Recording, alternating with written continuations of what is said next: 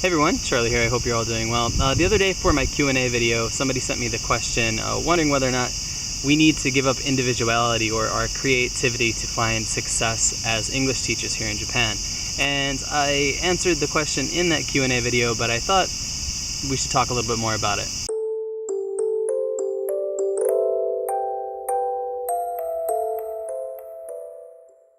Right, so the fear behind this question I think is kind of based on a stereotype that because when you come over here, particularly when you're working for an eikaiwa company, the only situation, by the way, that I have any experience with whatsoever, is that usually you're given a syllabus, right? And you have to follow the syllabus, but you're allowed to make up your own lesson plans.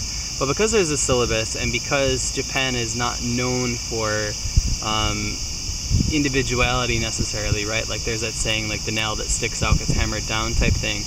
I think people are afraid that they're going to come over here and that they're going to have to do things in exactly like a very certain way, or sort of face punishment, face getting fired, what have you. We should cover the bad of it first, right? And I think that you may find yourself in a situation where your boss or the company you work for is very, very strict, right? Where each lesson you teach has to be the same across the board.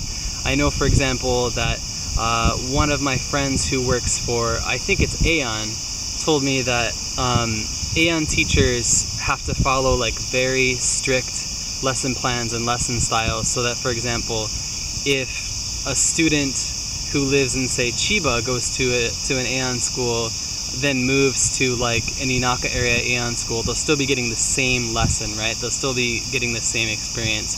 So it is sort of standardized across the board.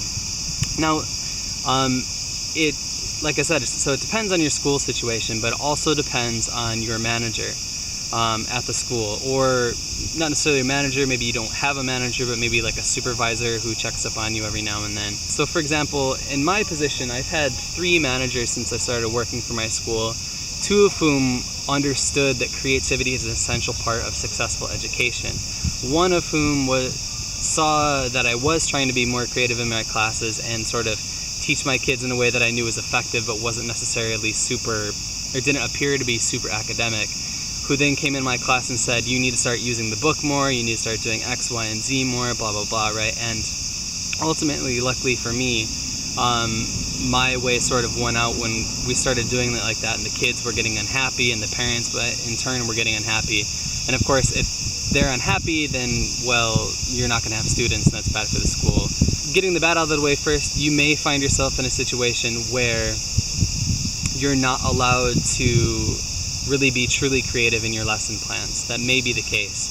I guess it's just another example where you're really going to need to research a school that gives you an offer, talk to people who work for them, have worked for them in the past, and you know, hopefully you'll find something that works for you.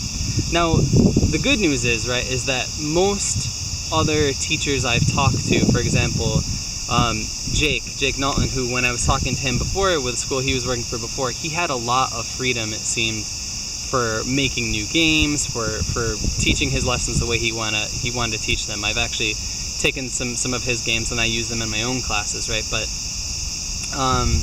to give you an anecdote, there is a girl who has been with our school for 4 or 5 weeks, maybe 6 weeks now, and I honestly felt like nothing I was doing was reaching her, right? And some of it had to do with the fact that she has no background in English, so of course it's going to be kind of like a rough start at first.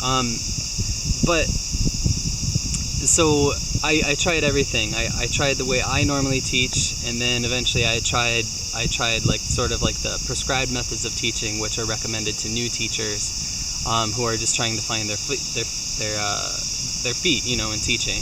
And those tend to be a little bit more sterile lessons, more like typical lessons, a little less interesting, a little more literally by the book and by the numbers type thing. It just wasn't working, right? And so I talked to her a little bit, and it turns out she's really interested in music, you know, as many of us are, but she has like a very sort of creative mind, so she's interested in making music. So I picked up like one of those like cheap ukuleles you can get at the dollar store that you can barely tune, and I brought in some tambourines and a plastic microphone, and this girl, I gave them to her, and it was like I started teaching in like a musical way. Like we were singing at first some of our language points, right? Like our sentence structures, and we were singing some of our vocabulary and using different melodies. And by the end of the class, when we sort of like put away the instruments, she was able to reproduce that language by herself in a way that she wasn't able to before, right? And of course, we would not have seen those results if we were just teaching by the book, or if we were unable to adapt for fear of management coming down on us and being like, no, that's not the way you're supposed to teach. So that's just one example. I've talked about before using Harry Potter books to teach grammar for some of my older students. Talked about using video games, YouTube, many different things, right? There's so many different things you can do, crafts, making food, so many different things that you are allowed to do, I think, in most cases, and you should feel free to do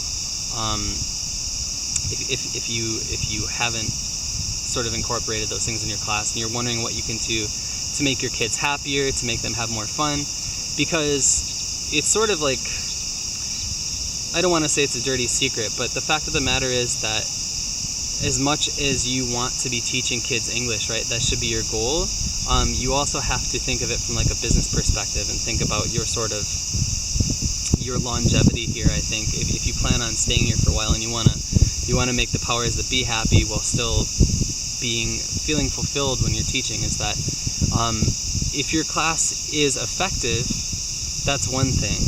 But if it's not fun and it's making your kids miserable, there are, for all the parents that force their kids into an English school, there are just as many in my experience who, when they hear that their kid isn't having fun while learning, they're going to take that kid out of there, right? Like one of the first things you hear after like a demo lesson, for example, or after a class, if one of the parents is really interested in watching those classes, they'll say, "Tanoshikatta," right? Did you have fun? And for example, in a demo lesson, 9 times out of 10, you're going to get a new student when that student says, "Oh yeah, mom, I had a lot of fun," right? So you need to be able to balance both those things. But creativity, I think, creativity, being creative in your lessons, being original in your lessons, is going to accomplish both those goals for you. So I would say, by and large, just to close, yes, there are some situations where you may find yourself, some schools where you may find yourself that are not going to give you the freedom that really, A, I think you deserve, and B, that you really need to be a successful English teacher, that you really need to actually get kids to learn and enjoy using English. So, but other than that, yeah, you're gonna have pretty free reign of your classroom, I think, if you find yourself at a school that actually understands what it means to educate somebody. So, on that note, guys, of course, let me know down in the comments below what your experience has been like, if you have taught here, are teaching here, or if you've taught someplace else. Of course, I'd love to hear from you. And if you are thinking about coming over here, of course, let me know what are some of your other worries that you might have about becoming an English teacher here. I'd like to make more videos like this, of course. So on that note, please like and share this video if you did in fact like it. Check out all my other videos here on Charlienoseikatsu. And yeah, see y'all very soon indeed. Cheers.